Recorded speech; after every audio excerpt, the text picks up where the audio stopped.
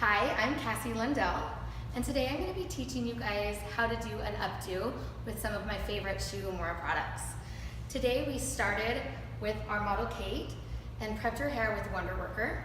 I sprayed it all over from mids to ends and then blow dried it into her hair. I'm going to pass that back to you, Kate.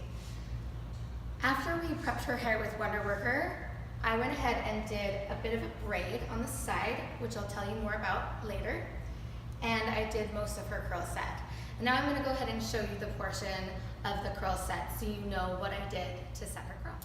Taking a horizontal section and my 1 1/4 inch iron, I'm going to do a classic figure 6 curl, which means I'm going to put the hair into the iron and feed the ends through the back of the iron.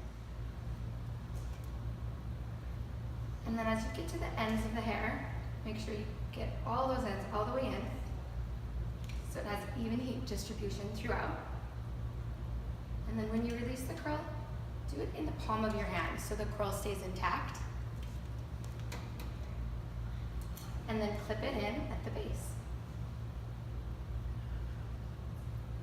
And then we'll move to our next section, another horizontal section. We'll continue moving all the way up through to the top of the head and the rest of this section. And once it's completely cooled down, we'll release the curls and start our updo. Okay, now that Kate's curls have cooled down, we're going to go ahead and release the curl set and start with the updo.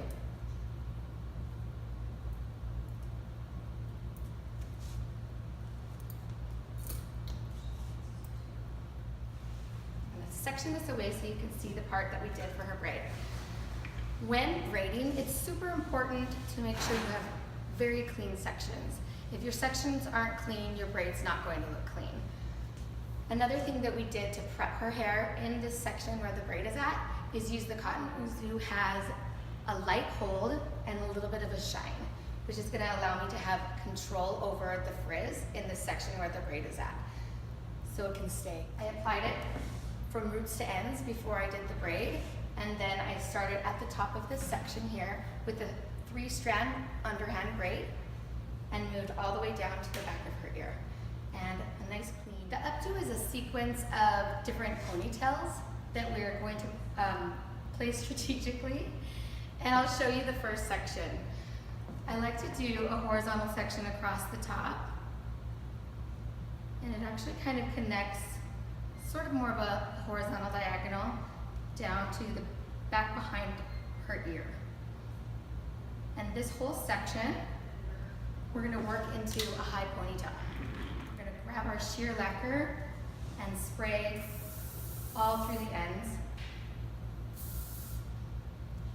I'm going to actually use my brush and do a little back brushing. Beef this ponytail up a bit, but I still want to make sure there's a bit of a polish, so I'm just going to use a little polishing brush on the outside edge. Twist and place, and it's very visual. And once you have this section in a place that you like, take a bobby pin and make sure you're leaving it closed and that the spine of the bobby pin is flat to her head.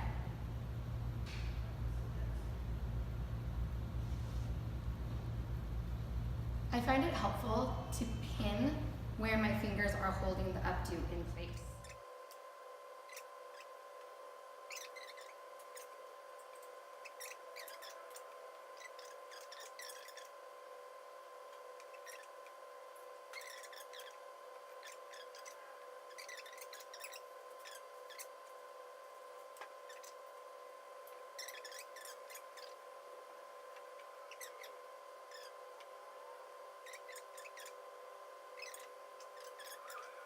Now we need to decide where we want to finish this braid at, and really you can do any.